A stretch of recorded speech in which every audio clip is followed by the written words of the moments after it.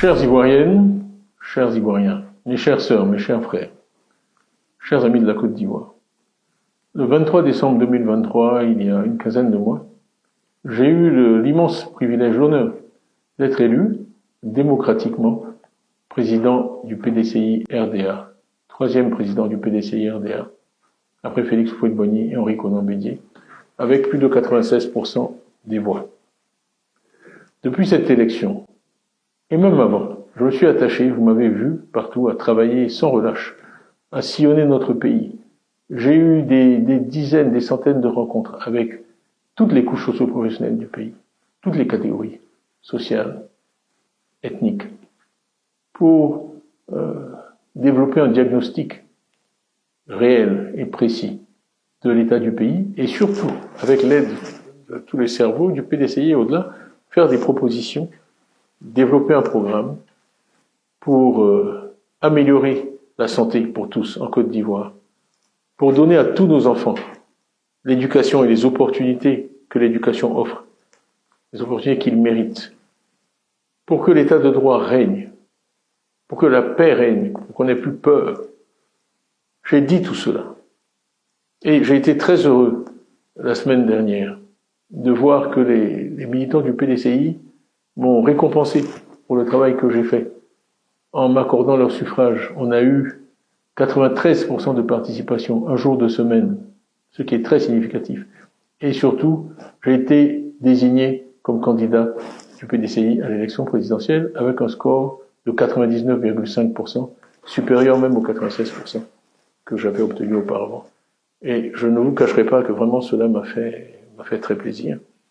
Par ailleurs, j'ai eu l'honneur aussi d'être désigné par les présidents des partis d'opposition, de 25 partis d'opposition, comprenant Madame Simone Gbagbo, ancienne première dame de Côte d'Ivoire, M. Afine Guessan, ancien Premier ministre, M. Olegoude, ancien ministre, et beaucoup d'autres, comme coordinateur de cette plateforme que nous avons nommée Coalition pour une alternance pacifique en Côte d'Ivoire, ce qui pour nous est très important. Le troisième élément que je veux noter, après ma désignation comme candidat, le leadership de l'opposition à travers la CRPCI, est quelque chose qui vient, en fait, que je viens de découvrir.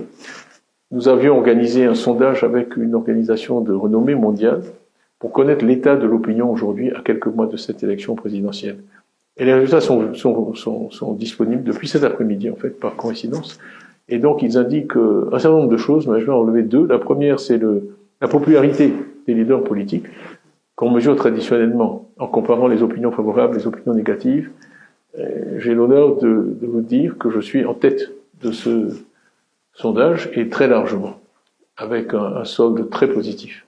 Devançant l'ancien président de la République, M. Gbagbo, qui est deuxième dans ce classement. Nous allons diffuser tous ces résultats, vous y aurez accès, parce que nous croyons beaucoup dans la transparence. Mais le deuxième point qui est le plus important, c'est qu'on a demandé aux Ivoiriens, dans un deuxième tour d'élection présidentielle, entre M. Alassane Ouattara et moi-même, pour qui il voterait, et je l'ai emporté par 57% contre 41% pour M. Alassane Ouattara. Donc, plus de 15% d'écart. Donc, quand je dis que les Ivoiriens m'ont vraiment bien rendu l'effort que j'ai fait pendant ces derniers mois, je le dis sans hésitation et sans réserve. Alors, qu'est-ce qui se passe et qui m'amène aujourd'hui devant vous? C'est que j'ai appris qu'une décision de justice, tribunal de première instance, a décidé que je sois radié de la liste électorale, ce qui m'empêche d'être candidat à l'élection présidentielle.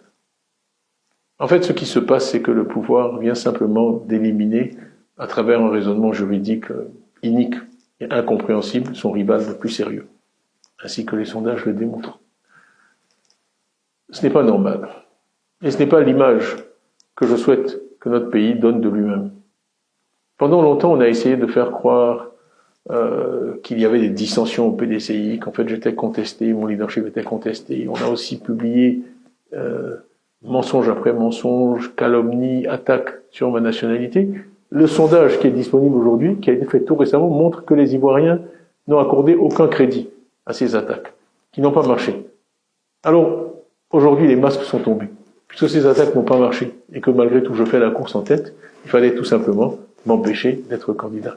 Ce sont des militants du parti au pouvoir qui ont démarré ces procédures infondées contre moi, représentés par des avocats du parti au pouvoir, portant ces procédures devant des juges nommés par le parti au pouvoir. Et donc voilà plutôt la décision à laquelle nous sommes confrontés ce soir. Je trouve que c'est malheureux. Notre pays a connu toutes sortes de difficultés dans des périodes pré- ou post-électorales, et je crains qu'une fois de plus nous soyons au bord d'une crise. Le président Alassane Ouattara effectue son 3e mandat, dont certains contestent la légitimité sur le plan constitutionnel, et certaines sources nous disent qu'il envisagerait même d'en faire un 4e. Je crois que la conjonction de tous ces éléments crée un environnement dangereux, potentiellement dangereux pour notre pays.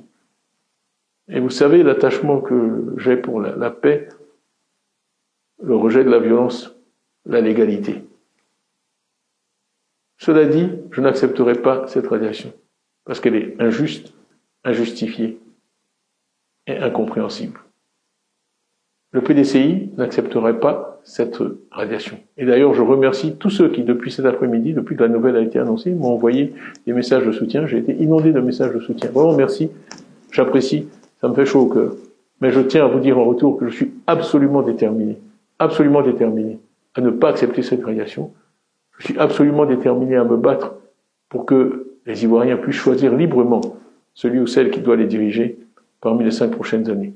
Je crois que tous les amis de la Côte d'Ivoire, nous-mêmes les Ivoiriens, la communauté internationale, doit peser dans ce sens. Le PDCI est uni derrière moi. Il n'y aura pas de plan B, il n'y aura pas de plan C. Nous voulons aller à cette élection représentée par le candidat que le PDCI s'est librement choisi, à 99,5% et de façon complètement transparente et démocratique. Donc, mon message pour vous ce soir, c'est merci pour votre confiance. Soyez assurés que je suis absolument déterminé à être candidat à la présidence de la République. Le président Houphouët, je l'ai cité dans certaines de mes interventions passées, disait parfois, dans les moments graves, c'est une question de dignité, quand il voulait tracer une ligne rouge à ne pas dépasser. Eh bien, mes chères sœurs, mes chers frères, je vous dis ce soir, la possibilité pour les Ivoiriennes et les Ivoiriens de choisir en toute liberté, sans crainte, celui ou celle qui doit les diriger, eh bien, c'est une question de dignité.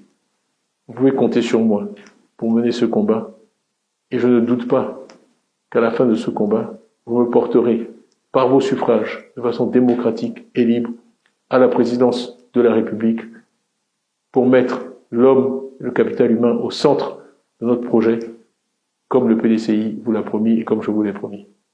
Je vous remercie pour votre attention et je vous dis à très bientôt.